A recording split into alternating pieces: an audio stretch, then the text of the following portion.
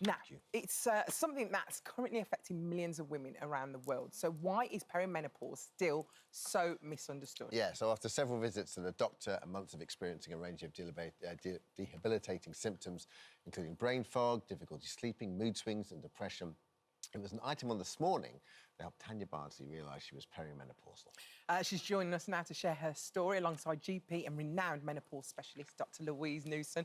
Welcome to both of you. Hello. Hello. So, obviously, this morning... Yeah, she saved my life. Saved you. So what was you doing? Was you just watching the TV? Well, it was actually my mum that was watching it, and she was like, Tanya, you need to ring the GP again, because she watched Dr. Louise, who said, I went to the GP about 3 times. Yeah.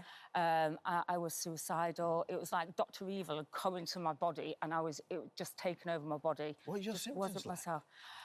Feeling worthless, suicidal thoughts. I've got ADHD, so that it just amplified my ADHD. But when you got tested, everything seemed normal. They said the bloods were fine, so GPs just say your bloods are fine, and just sent me on my way.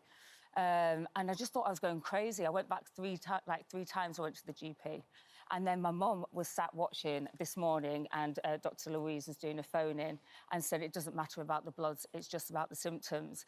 So then near me, I went and found there was a lovely lady called Dr. Laura who just put me on HRT straight away. She said, and she just agreed with Dr. Louise.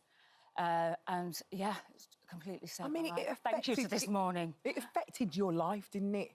Honestly, it took her out. I was actually thinking of ways to take my own life. Oh, it was that bad. Tanya. I couldn't live like that anymore. And Tanya, did it come along relatively quickly, those symptoms? Or, like, did you notice, or did it, like you said, it was exacerbated by your ADHD, but did the symptoms happen quite quickly, or was it more sort of, you're getting a little, It was just getting more and more intense. But at first, I thought it was because I had ADHD, I thought it was because I was drinking too much. So then I took all the steps, stopped drinking. And after 4 months of not drinking, I thought, well, I still don't feel how I should. I mean, my skin was better, saved loads of money, and I didn't feel as, like, suicidal anymore. So it did help massively. Yeah. But I still just had no motivation to live. Yeah. Like, everything was hard, and yeah, it's just awful. And especially I've got 4 children, all at different varying stages of their hormones. It just affects the whole family.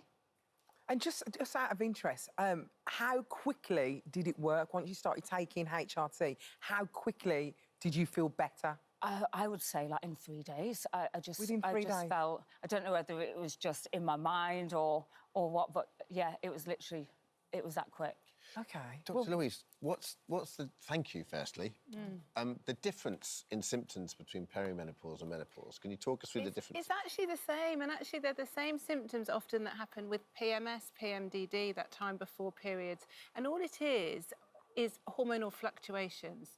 So our brain produces estrogen, progesterone, testosterone, as do our ovaries. But what's happened historically is we've always talked about a woman's periods. Does she have periods or not? Therefore, is she menopausal or not? Because, as you know, you have to be a year without your periods to officially have that menopause badge. But actually, perimenopause can last 10 years or so before periods stop, because our hormones start to change. And our brains like things constant. You know, if we get hangry, a bit hungry and angry, our brain doesn't like it because we've not been fed. The same with our hormones when we've got fluctuations or low levels, but it also affects other chemicals in our brains like dopamine, serotonin. So often people have quite awful thoughts, and we know the commonest symptoms are the symptoms affecting our brains. So brain fog, low mood, anxiety. Often people get really intrusive, very dark thoughts, and although they know often that they don't want to act on them, it's quite different to clinical depression.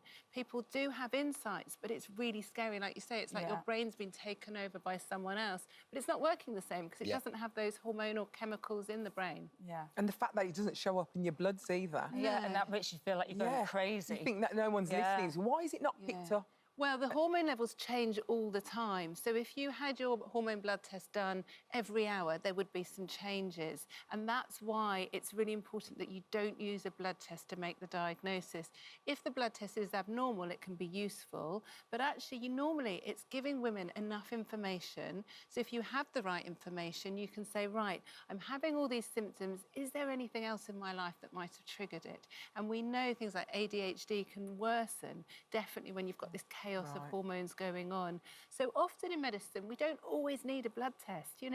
We can make a diagnosis from a really good history. If someone has migraine, for example, or clinical depression, we take a good story and then we say, well, look, I'm going to try this treatment for 3 months and see if it helps. If it doesn't, we'll change the treatment or we'll think of another diagnosis. But actually, often when women have the information, the first thing I'll often say to people is, do you think any of these symptoms could be related to your hormones? And if that person's saying yes, we need to be taking that forward. Because as you know, hormones are really safe. We're just topping up. And in perimenopause, we start with a low dose and then gradually increase. I was going to say, so HRT works pretty well with perimenopause. It usually does. It's about the right dose and types because of the 3 hormones, they all work differently. So sometimes people might have tried maybe just a low dose of one hormone or estrogen and progesterone, and it might be the testosterone. So it's making sure that it's tailored to that individual. It must be so lovely to see that you help so many people, Dr. Louise. Yes, How does it actually feel? Do you know what? It feels very humbling, and a lot of my work, through the app, through the website, through my podcast, is reaching people that I'll never meet. But I've just come back from Abu Dhabi lecturing there, and people were in tears meeting me because they said I've literally helped their lives. But it's lovely. But, there's 1.2 billion menopausal women. Globally, 5% receive hormones. So I spend a lot of my time worrying about what I'm not doing rather than gloating on what I am doing.